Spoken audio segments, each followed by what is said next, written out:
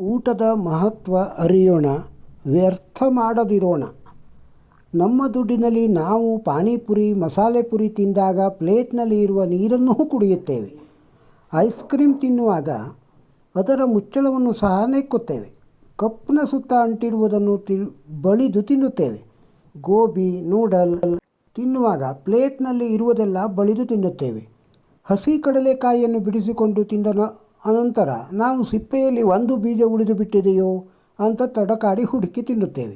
ಆದರೆ ಯಾರದೋ ಮನೆಯ ಮದುವೆ ಮತ್ತು ಇನ್ನಿತರ ಸಮಾರಂಭಗಳಲ್ಲಿ ಊಟ ಮಾಡುವಾಗ ಆಹಾರವನ್ನು ಮುಲಾಜಿಲ್ಲದೆ ಬಿಟ್ಟು ಏಳುತ್ತೇವೆ. ಯಾಕೆ? ಒಬ್ಬ ತಂದೆ ತಾಯಿ ತನ್ನ ಇಡೀ ಜೀವನದಲ್ಲಿ ದುಡಿದ ಹಣದಲ್ಲಿ ಅಥವಾ ಬಡವನಾದರೂ ಸಾಲ ಸೋಲ ಮಾಡಿ ತನ್ನ ಮಗಳ ಅಥವಾ ಮಗನ ಮದುವೆಗಾಗಿ ವೆಚ್ಚ ಮಾಡುತ್ತಾನೆ ಮತ್ತು ಮದುವೆಯಲ್ಲಿ ನಿಮ್ಮನ್ನು ತೃಪ್ತಿಪಡಿಸಲು ಸಂತೋಷದಿಂದ ಕಳುಹಿಸಿಕೊಡಲು ಊಟಕ್ಕಾಗಿಯೇ ಅಪಾರ ಹಣವನ್ನು ಖರ್ಚು ಮಾಡುತ್ತಾನೆ. ಆದರೆ ನಾವುಗಳ ಎಲೆಯ ತುಂಬ ಊಟವನ್ನು ಬಡಿಸಿ ಸ್ವಲ್ಪ ಊಟ ಮಾಡಿ ಮಿಕ್ಕಿದ್ದೆಲ್ಲವನ್ನು ಎಲೆಯಲ್ಲಿಯೇ ಬಿಟ್ಟು ಎದ್ದು ಹೋಗುತ್ತೇವೆ. ಅಗತ್ಯವಿರುವಷ್ಟು ಬಡಿಸಿಕೊಂಡು ತಿನ್ನುವುದಿಲ್ಲ. ಆ ಒಂದು ಸಣ್ಣ ಮನಸ್ಸು ಕೂಡ ಮಾಡುತ್ತಿಲ್ಲ. ಊಟದಲ್ಲೂ ಯಾಕೆ ಈ ತಾರತಮ್ಯ? ಎದುರಿರುವವರಿಗೆ ತೋರಿಸುವ ಆಡಂಬರವೋ ಅಥವಾ ಅಹಂಕಾರವೋ, ಶ್ರೀಮಂತಿಕೆಯನ್ನು ಬಿಂಬಿಸುವ ಉದ್ದೇಶವೋ ಗೊತ್ತಿಲ್ಲ. ಎಷ್ಟೋ ಲಕ್ಷಾಂತರ ಜನ ತುತ್ತು ಅನ್ನಕ್ಕಾಗಿ ಹಾಗೂ ದಿನನಿತ್ಯದ ಅನ್ನಕ್ಕಾಗಿ ಇಂದಿಗೂ ಕಷ್ಟಪಡುತ್ತಿದ್ದಾರೆ. ಪ್ರಳಯದಿಂದ, ಬರಗಾಲದಿಂದ ಶ್ರೀಮಂತ ಬಡವ ಅನ್ನಕ್ಕಾಗಿ ಪರದಾಡುತ್ತಿರುವುದನ್ನು ಕಣ್ಮುಂದೆ ನಡೆಯುತ್ತಿದ್ದರೂ ನಾವು ಬದಲಾಗಲಿಲ್ಲ. ಅಂದರೆ ಹೇಗೆ?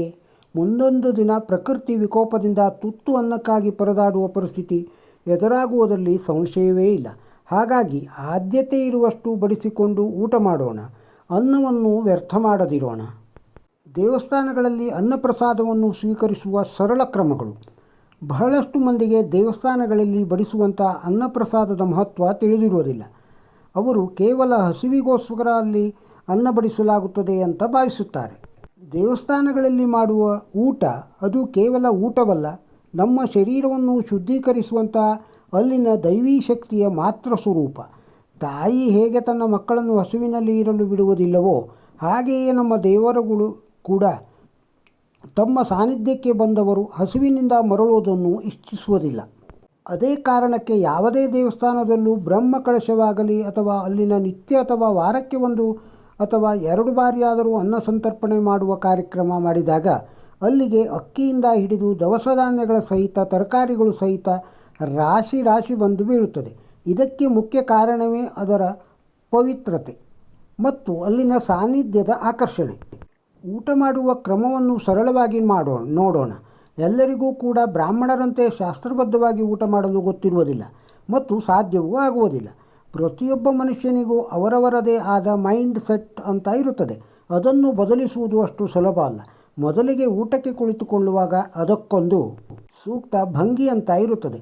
ನೆಲದ ಮೇಲೆ ಕುಳಿತುಕೊಳ್ಳುವುದು ಉತ್ತಮ ಹಾಗೂ ಟೇಬಲ್ ಹಾಕಿ ಕುರ್ಚಿಯ ಮೇಲೆ ಕುಳಿತುಕೊಳ್ಳುವುದು ಸುಲಭ ಅನಿಸಿದರೂ ಕೂಡ ಅದಕ್ಕೂ ಕೂಡ ಶಿಸ್ತು ಅಂತ ಇರುತ್ತದೆ.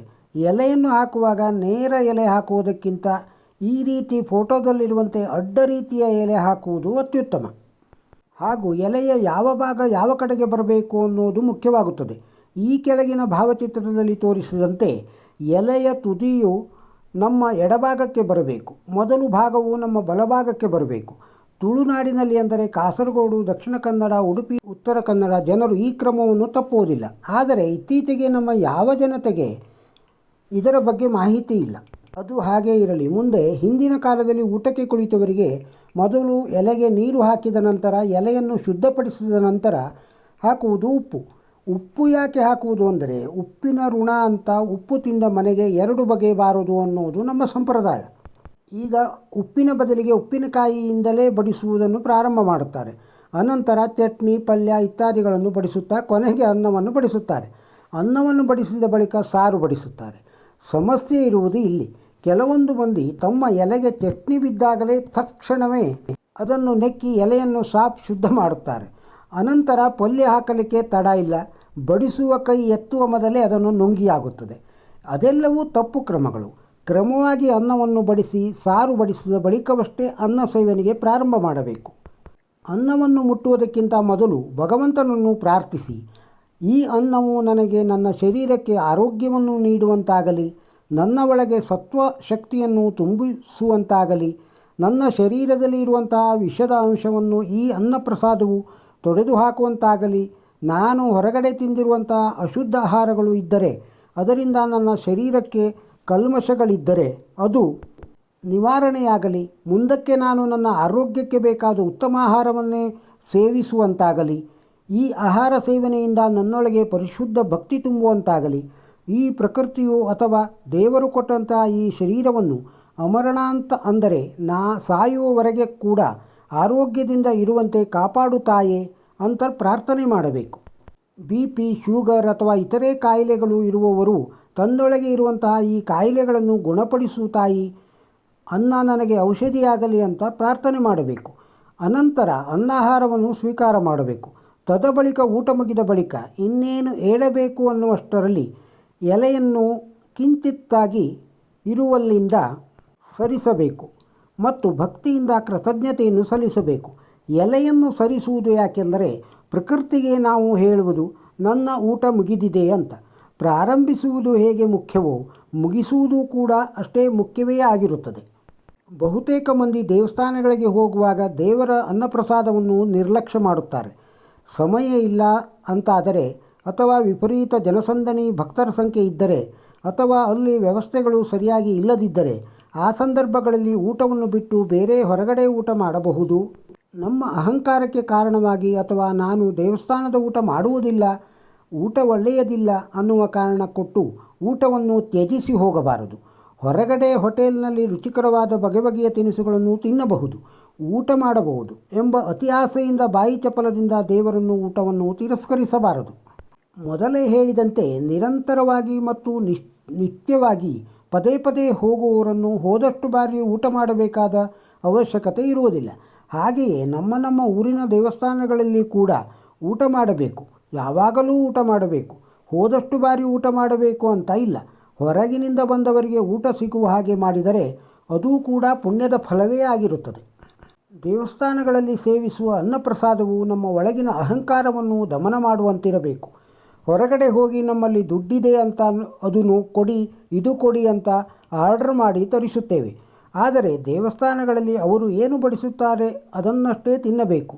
ಮತ್ತು ನಮ್ಮ ಅಕ್ಕಪಕ್ಕ ಬಡವರಿರಬಹುದು, ಬೇರೆ ಬೇರೆ ಜಾತಿಯವರು ಇರಬಹುದು, ಅಥವಾ ಆರೋಗ್ಯ ಸರಿ ಇಲ್ಲದವರು ಇರಬಹುದು, ಸುಂದರರು ಇರಬಹುದು, ಚೆನ್ನಾಗಿಲ್ಲದವರೂ ಇರಬಹುದು. ಜಗತ್ತಿನ ಎಲ್ಲ ನಮೂನೆಯ ಜನರು ಕೂಡ ನಾವು ಊಟ ಮಾಡುವ ಪರಿಸರದಲ್ಲಿ ಇರಬಹುದು. ಅವರೆಲ್ಲರ ಜೊತೆಗೆ ಕುಳಿತು ಊಟ ಮಾಡಿದಾಗ ನಾವೇನು ಅನ್ನೋದು ನಮಗೆ ಅರ್ಥವಾಗುತ್ತಾ ಹೋಗುತ್ತದೆ. ಇನ್ನು ಶ್ರೀಮಂತರು ಈ ರೀತಿಯ ಊಟಗಳಲ್ಲಿ ಭಾಗವಹಿಸುವುದಿಲ್ಲ, ಸಾರ್ವಜನಿಕ ಊಟಗಳಲ್ಲಿ ಭಾಗವಹಿಸುವುದಿಲ್ಲ. ಒಂದೋ ಅವರಿಗೆ ಪ್ರತ್ಯೇಕ ಊಟಗಳನ್ನು ವ್ಯವಸ್ಥೆ ಮಾಡಿರುತ್ತಾರೆ, ಅದು ಬೇರೆ ಪ್ರಶ್ನೆ. ಏಕೆಂದರೆ ಅವರಿಗೆ ದೇವರು ಕೊಟ್ಟಿರುತ್ತಾರೆ. ಅಗರ್ಭ ಶ್ರೀಮಂತಿಕೆ ಬರಬೇಕಾದರೂ ಕೂಡ ಹಿಂದಿನ ಜನ್ಮದಲ್ಲಿ ದಾನ ಧರ್ಮದಿಂದ ಮಾಡಿ ಪುಣ್ಯ ಸಂಪಾದಿಸಿದಂತ ಆಗಿರಬೇಕು. ಆದ ಕಾರಣವೇ ಅವರಿಗೆ ಅಷ್ಟೊಂದು ಶ್ರೀಮಂತಿಕೆ ಬಂದಿರುತ್ತದೆ. ಹಾಗಾಗಿ ಅವರು ಬಂದಿಲ್ಲಿ ಕುಳಿತು ಊಟ ಮಾಡಲಿ ಅಂತ ಅಪೇಕ್ಷಿಸಬಾರದು. ಬಡವರು, ಮಧ್ಯಮ ವರ್ಗದವರು ಇವರಿಗೆಲ್ಲ ಈ ರೀತಿಯ ಅವಶ್ಯಕತೆಗಳು ಬರುವುದು ಪ್ರಕೃತಿಯ ಪರೀಕ್ಷೆಯಲ್ಲಿ ಕುಳಿತುಕೊಳ್ಳಬೇಕಾದದ್ದು ನಾವುಗಳೇ ಹೊರತು ಪರೀಕ್ಷೆ ಪಾಸ್ ಮಾಡಿ ಮುಂದೆ ಹೋದವರು ಮತ್ತೆ ಬಂದು ಪರೀಕ್ಷೆ ಕುಳಿತುಕೊಳ್ಳಬೇಕಾದ ಅವಶ್ಯಕತೆ ಇರುವುದಿಲ್ಲ. ಈ ಜಗತ್ತಿನಲ್ಲಿ ಸಾಕು ಸಾಕು ಅಂತ ಮನುಷ್ಯ ಹೇಳುವಂತಹ ಒಂದೇ ಒಂದು ಐಟಮ್ ಇದ್ದರೆ ಅದು ಅನ್ನ ಮಾತ್ರ. ಉಳಿದ ದನಕನಕ, ವಸ್ತು, ವಾಹನಗಳನ್ನು, ಆಸ್ತಿ, ಕಟ್ಟಡಗಳನ್ನು ಎಷ್ಟು ಕೊಟ್ಟರೂ ಕೂಡ ಆತ ಸಾಕು ಅನ್ನೋದಿಲ್ಲ. ಇನ್ನಷ್ಟು ಬಂದರೆ ಒಳ್ಳೆಯದಿತ್ತು ಅಂತಲೇ ಆತ ಒಳಗಿನಿಂದ ಆಸೆ ಪಡುತ್ತಿರುತ್ತಾನೆ. ಹಸಿದವರಿಗೆ ಮತ್ತು ಬಡವರಿಗೆ, ನಿರಾಶ್ರಿತರಿಗೆ, ಆಶ್ರಮಗಳಿಗೆ ಕೊಡುವಂಥ ಅನ್ನದಾನವೇ ಹೊರತು ತಮ್ಮ ಶ್ರೀಮಂತಿಕೆಯನ್ನು ತೋರಿಸಲು ಹೊಟ್ಟೆ ತುಂಬಿದವರನ್ನು ಕರೆಸಿ ಊಟ ಮಾಡುವ ಅನ್ನದಾನ ಅದು ಅನ್ನದಾನ ಆಗುವುದಿಲ್ಲ. ಅಂತಹ ಹಣವನ್ನು ದೇವಸ್ಥಾನಗಳಿಗೆ ಅನ್ನದಾನಕ್ಕೆ ದೇಣಿಗೆಯಾಗಿ ಕೊಡುವುದರಿಂದ ದೇವತಾ ಅನುಗ್ರಹವಾಗುತ್ತದೆ. ಯಾಕೆಂದರೆ ದೇವಸ್ಥಾನಗಳಿಗೆ ಜಗತ್ತಿನ ಎಲ್ಲ ರೀತಿಯ ಜನರು ಬಂದು ಅಲ್ಲಿ ಅನ್ನಪ್ರಸಾದವನ್ನು ಸ್ವೀಕರಿಸುತ್ತಾರೆ ಮತ್ತು ಅನ್ನಪ್ರಸಾದವನ್ನು ದೇವರ ಪ್ರಸಾದ ಅಂತ ಸ್ವೀಕರಿಸುತ್ತಾರೆ. ಆ ಉಂಡವರ ಸಂತೃಪ್ತಿಯ ಫಲ ಸತ್ಕರ್ಮದ ಫಲವಾಗಿ ದೇಣಿಗೆ ನೀಡಿದವರಿಗೆ ನೇರವಾಗಿ ತಲುಪುತ್ತದೆ. ಉದಾಹರಣೆಗೆ, ಕಟೀಲು ದುರ್ಗಾಪರಮೇಶ್ವರಿ ದೇವಸ್ಥಾನದಲ್ಲಿ 1 ವರ್ಷಕ್ಕೆ 7 ಕೋಟಿ ರೂಪಾಯಿಗಳಷ್ಟು ಗಳನ್ನು ಅನ್ನದಾನಕ್ಕೆ ವಿನಿಯೋಗಿಸಲಾಗುತ್ತಿದೆ ಎಂಬ ಲೆಕ್ಕವಿದೆ. ಅಂದರೆ ಅನ್ನದಾನದ ಮಹತ್ವ ಏನು ಅನ್ನುವುದು ಅರಿವಾಗುತ್ತದೆ. ಅನ್ನಬ್ರಹ್ಮಣೇ ನಮಃ. ಈ ಮಾಹಿತಿ ನಿಮಗೆ ಇಷ್ಟವಾಗಿದ್ದರೆ ಒಂದು ಲೈಕ್ ಕೊಡಿ ಹಾಗೂ ಇತರರಿಗೂ ಶೇರ್ ಮಾಡಿ. ನಮ್ಮ ಚಾನಲ್ಗೆ ಸಬ್ಸ್ಕ್ರೈಬ್ ಆಗದೇ ಇದ್ದರೆ ಸಬ್ಸ್ಕ್ರೈಬ್ ಆಗಿ. ಮತ್ತೊಂದು ವಿಡಿಯೋದೊಂದಿಗೆ ಸಿಗೋಣ. ನಮಸ್ಕಾರ.